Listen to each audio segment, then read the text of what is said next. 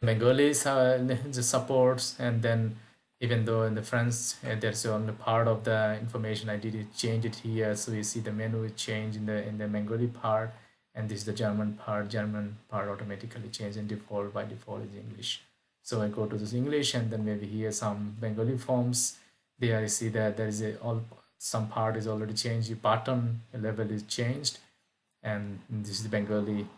You cannot speak, but it's Bengali. You can see the impact of the changes. So here you see that this form is completely labeled it. You saw this information. That's one. Let's now have a start to our development to discuss this one. So we will start the discussion how the address registration actions or registration form is built on based on this is the form based on all the reactive forms. I think this is reactive, all are reactive forms. Let's see how we start with the developments. That's I explained here. So the last screenshot I already discussed about the detailed project structure. This please follow that's the structure, the standard and professional standard structure.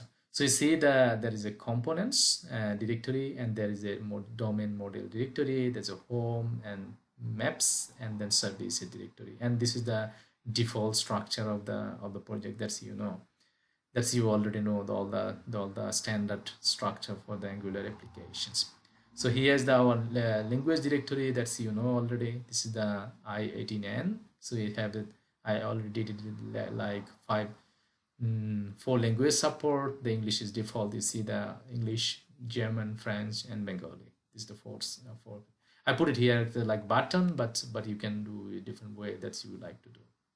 So what he did, you have a really specific assets, and then 18 and G, and then you put it your respective English keys. Here you see all the keys is set here that you already use into the forms.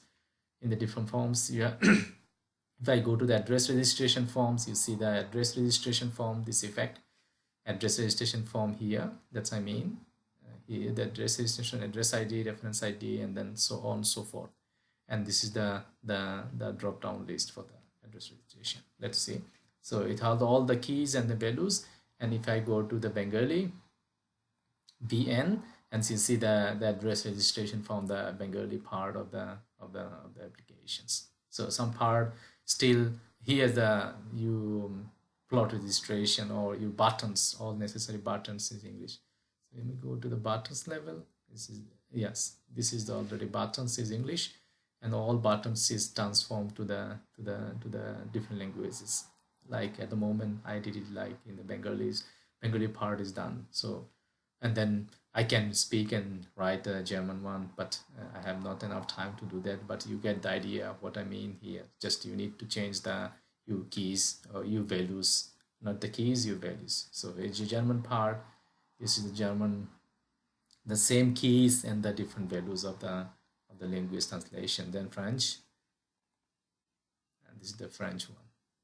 So you got the idea. So here the keys are said. I already discussed really detail how can you integrate the multi-language support in your application. There is a different approach, but this is the approach is standardized and generalized, even though this is the best approach in the professional life. So in professional life we did substitute this way, like everything in the JSON format, and this is the effective and efficient way to language translator to work together multi-language support your applications. For this case, you can do what you like to do, maybe 5 or more 6 or 7 language support you can do also. It's very quickly and it's a very efficient way.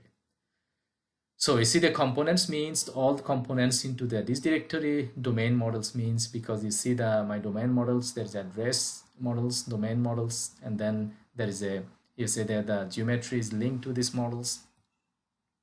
So geometry is linked to the macros. It has a address, city, country, and then street name type, road name, and then blah blah blah, and so on and so forth.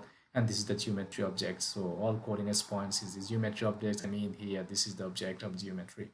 So this is the polygon objects, and then you have a polygon, multi-polygon line string, and points. What type of geometry you try to store? For this case we need a polygon to store, and then you have selections here. You can select it polygon object and then draw the polygons as what you want to, and then after that you load this coordinates point to the forms and then save it to the database. That's the idea. So this is components, all models. You see the models for geo models, and then there is a address, building information models, all the components that you have it here. So you see the models, buildings. So all the attributes is here, and this is the coordinates, a part of the applications. And then there's a plots information models. So you see that all information plots is here. So you see the plot information models. So you see the plot information models, exactly the same components, so same attributes. And then there is extra functionalities to load them coordinates point from central coordinate point for each plot and put it here. And then after that you can do the CRUD operation for that ones. So there is a unit models and then floor models, and that's all. That means we need a model for the address, model for the plots, model for the address, model for the user registration, model for the user role. I show it is it there?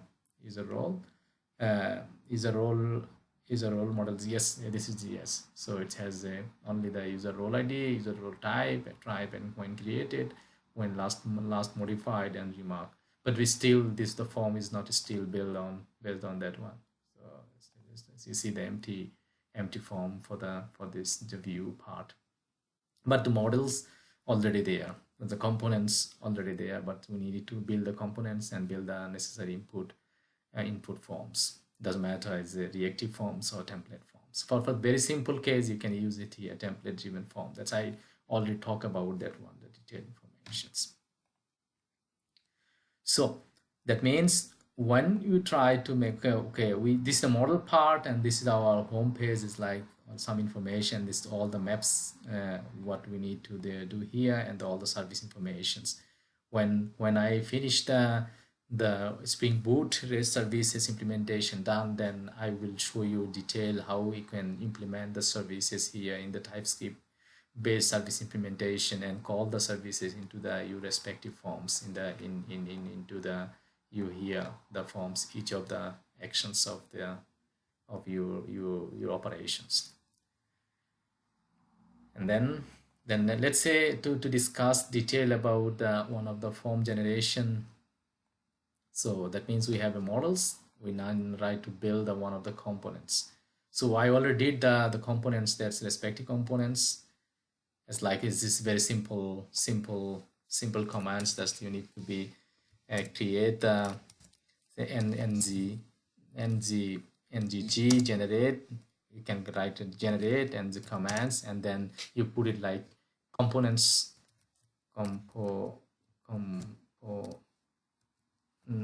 components, and then you put it the backslash which folder you try to build it, then or you can put it the user. Let's say we try to create user role, user role components. So it automatically create the user role component schema shows valid.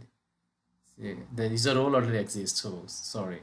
So you can make you get an idea what I mean. So if you the components, maybe user role 2 components, and maybe user role 2 components. Let's have a try. After that we remove it. So you see the components is created. It's created the template, your HTML page, and your specification, the test files, and your TS files, the TypeScript files, and then your SCSS file. Depending, for my case, I use the SCSS files. Let's have a refresh the components.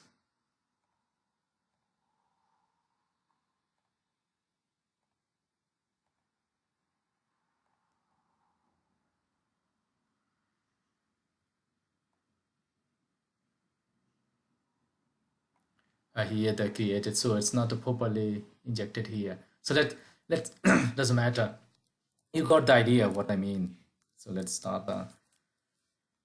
So let's have a start with our existing implementations for the address components. So you see our address components here, the view part, and then